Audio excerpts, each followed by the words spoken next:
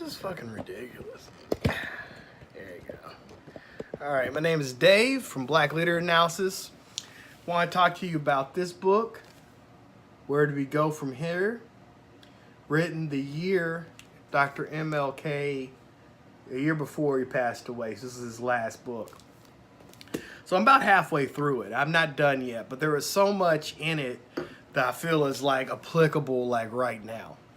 And so I wanted to go ahead and give the people following me a little something, you know, right now, so they can kind of start chewing on this and everything.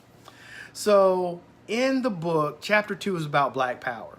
So it goes to the Meredith Freedom March in Mississippi. So James Meredith decides he's going to walk across Mississippi to basically protest and show that we should have, you know, individual civil rights. Now, Meredith is a very interesting person because he was chiefly about individuality. Like, if he was alive today, he would be a libertarian darling. But the book doesn't go into that a whole lot. He ends up getting shot halfway through his march, and the SCLC, Corps, and SNCC decide to pick up the march. So Corps is run by Floyd McKinnison at this point, and SNCC's run by Stokely Carmichael, who will become Kwame Ture. So that's the name I know him by, is Kwame Ture, because I'm younger than this book, so I only know him as Kwame Ture. I had to look up who Stokely Carmichael was. So,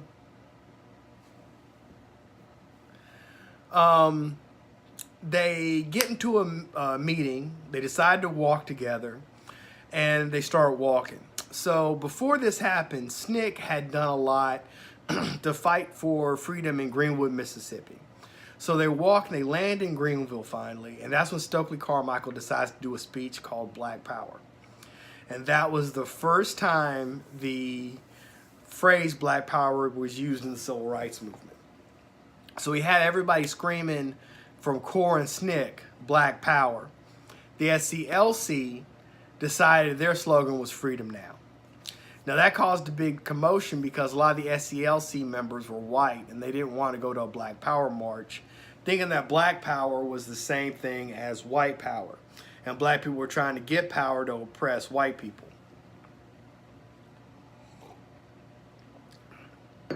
Now, nothing could be further from the truth. And McKinnison, Carmichael, and King that night sit down and hash out how they're going to do this.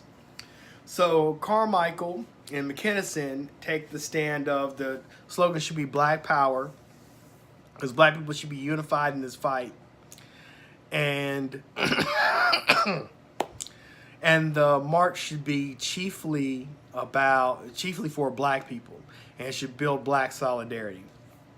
Whereas King, the SCLC faction, thought that it should stay integrated and it should be about freedom now. And so from this, a longer discussion goes, King goes into a longer discussion about the difference between the Black Power wing, radical left of the black liberation struggle, versus the more centrist, integrationist black liberation struggle. So Carmichael, I might not have the whole timeline correct on this because I'm still making sure I got the whole timeline correct. All right, so I'm still working on all this. So Carmichael's working with the Loudoun County Freedom Commission that this will become the Black Panthers, and started in Mississippi. So he's fighting for voting rights, and they're trying to build a Mississippi Freedom Party that's going to caucus with the Democrats. So they try to push that through first. And it turns out the Democrats will not let them caucus with them. And Stokely Carmichael knew this was going to happen. So he wanted to make a separate black political party that's just for black people with a specific black agenda. Now this is still nonviolent, so he hasn't got to the Black Panther part of the struggle yet. So King at this point is still working within the Democratic Party, trying to really do what we would call a Bernie Sanders style social welfare program within the Democratic Party. So he's working on building different poverty programs. And in the book, he gives a very detailed analysis of how to build a poverty plan, how much it's going to cost, and that cost is something that we can cover in our GDP. So he's not asking for something just insane and pie in the sky. He goes through it and explains with the numbers how an anti-poverty plan would work and how we can actually pay for the anti-poverty plan. So you have two different factions of the black liberation struggle. One trying to make an all-black party and eventually push for black separatism. The other is a centrist, left-wing, social welfare, social safety net party. So King starts to critique the black separatist. And one of the things he says is that if you have an all-black party, you can't really expect anybody other than black people to join it. And we're only 13% of the population at this point. Even within the confines of Mississippi, there's only 9 counties with the majority of black people. And so if those 9 counties all vote for the black party, when they get to the state legislature, there's only going to be 9 or 10 people that's going to be pushing for this black agenda.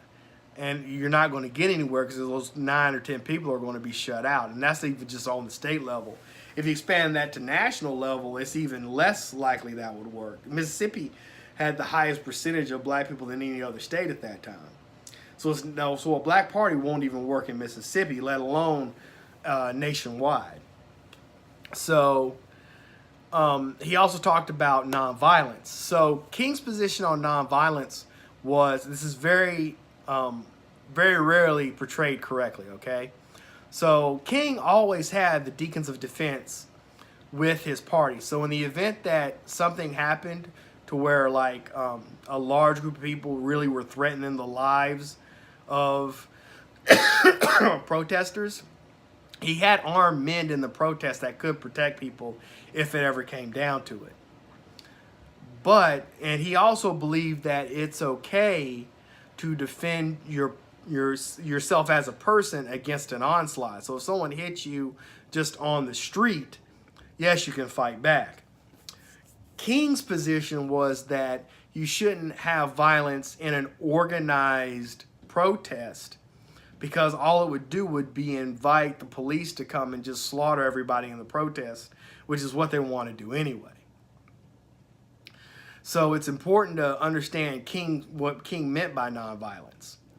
And he said that nonviolence should be core to these demonstrations. So nobody should ever be violent who's part of the demonstration. Now, Stokely Carmichael's position was if nonviolence proves itself to not work, then we'll move to self-defense. He wasn't for just randomly attacking people. And so that's something that's very rarely presented clearly and concisely. So nonviolence, that's what nonviolence was about.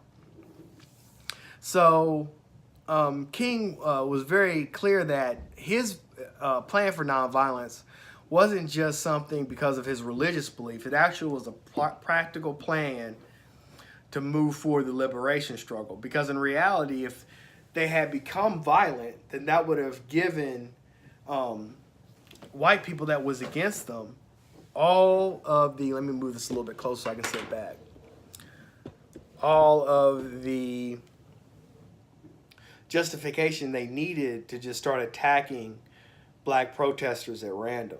And he knows if that happens, the whole struggle is going to be destroyed. So what King was doing really was something very intelligent, very practical. And I think it's important for people to understand that. And if you look at where the more militant struggle will go with the Black Panther Party, the Panthers never actually had an attack on a military installation. The only people they fought and attacked were other black people in the US organization. So this is another thing that for people who are more into the militant side of the struggle, like it's been already shown that it doesn't really work. Like once black people start getting militant, they're more likely to attack each other than it is they'll attack an enemy or the government or try to overthrow the government. Another thing King talked about is you really can't overthrow a government that has nuclear weapons. Like there is a certain point to where that country gets so much military power, they really can't be overthrown. And I mean, no government with nuclear weapons has ever been overthrown. China's never been overthrown. None of the Western governments have been overthrown. You know, Pakistan, no one's overthrown anyone in Pakistan. So, you know, it's not really a whole lot of evidence saying that an armed struggle is going to win after a military gets to a certain prominence. I was talking to this guy online, and he showed this video of a hoverboard. The Chinese military has a working hoverboard they can put a soldier on. So they had a soldier flying around on this hoverboard with a gun, showing how maneuverable it was. And I said to him online, well, if China has this, America either can get it or has something almost the same. So, like, if you really want to do an armed struggle, it was in an Facebook group for more militant, you know, black liberation people. How are you going to really fight against, you know, a highly militarized force with this level of sophistication of weapons? Like, this isn't about both of us having an AK or both of us having an M16. Like, they're going to have hoverboards and we're going to have, like, M16s, if that. You know, and also the whole drone thing. Like, there's all these different types of drones now. Like, if people really went into attempting to overthrow the government, you don't think they have a drone army already set up to take them out? Like, it's silly if you don't if you don't think they got that already. Like, it's completely silly to think they don't have that already. And if they have that, you know, they're going to use it against us. And he was like, oh, well, we'll just be really innovative and come up with something to fight back and make nets or something. Like, you're going to make a net to catch drones and people on hoverboards? I mean, this is almost like sci-fi level stuff, and it's real life. You're not going to really be able to military overthrow these with overthrow the government with physical force. That's silly at this point. So once you take that off the table, you got the whole black capitalism thing. The idea that we're going to just build a whole bunch of businesses, and once the businesses start taking off, we'll have enough money to really interact in American politics and American government just normally. But there really isn't that much black capital. So what they'll always come back with is black people have $1 trillion in buying power. And that is the sum of all the incomes of all of black America put together. Now, they always say, well, that's more than the GDP of Mexico. And yes, the GDP of Mexico is less than that. But GDP isn't just the sum of everybody's salary in Mexico. That's how much goods they're producing and selling and the net of that versus what's coming in. So, like, black people aren't making anything as a collective to ship overseas. So you can't really compare us to a country, and just adding up all our incomes. If you add up all the incomes of Mexico, it's way more than what we got. So this idea that we're the 10th richest country in the world is just silly. Like, that's not true. We're not the 10th richest country. We're not. I mean, to function as a country, you need some sovereignty, and you need some natural resources to where you're building a product from natural resource to finished product and then selling the finished product. Like, that's a GDP. Like, it's not just adding up everyone's salary in the country. So when you look at it, you know, Vet Carnell, she's always harping on, we have $1,500 in wealth after you minus the car. You know, another thing that I harp on is the average black person makes $33,000 a year. And they live in one of 10 of the most expensive metropolitan areas in the country. And the reason they're living in a big city is because small towns have too much racism for them to even function. So when you're making $33,000 living in DC, LA, New York, you know, Atlanta, some of the most expensive places in the country, you don't have a lot of disposable income. So this idea that we're all going to start businesses from scratch that compete against Amazon, Walmart, I mean, eBay. Like, it's going to be really hard to start a business, even selling something simple like t-shirts or tea kettles, when you get undercut at Walmart or any place else, really. So I really don't think black capitalism is realistic. So Yvette Carnell comes through with her idea of a separate black political agenda, where we build an agenda of issues and solutions that specifically help black American descendants of slaves. And I do like the movement to some extent. I consider myself ADOS myself. I like the movement. But I understand the political reality of, just like King was saying about the Black Separatist Party in Mississippi, there's not enough black people concentrated to get enough of these black separatist people even elected. So this idea that we can build a separate black politics just for us, that's not realistic. Especially now when you have a whole lot of black people that aren't ADOS and aren't going to be for our agenda. And you have a lot of Latin people also. So this idea that we're going to have our own black agenda, that's not realistic either. So that really leaves us with building the social safety net that people like Bernie Sanders, who worked in the civil rights movement, who got arrested, like there's proof that he worked in the civil rights movement, and people like him are talking about. That is our best chance, is to build this social safety net to where that when the bottom falls out of something, we have the SNAP, we have the unemployment insurance, we have the free health care or socialized health care to keep us from burning through all the little amount of wealth we have. And that's how we're going to build up enough wealth. Now, once we build up a certain amount of wealth, because we're not having to take care of everybody in our family because we have a middle income job, we're not having to go to $100,000 worth of debt just to go to school. We can build up a little bit of wealth. Then we can start trying to do the black capitalism thing and parlay that into something. But I really see the only way forward for black people is the building of a social safety net on the left wing. I don't see how any other political movement could work.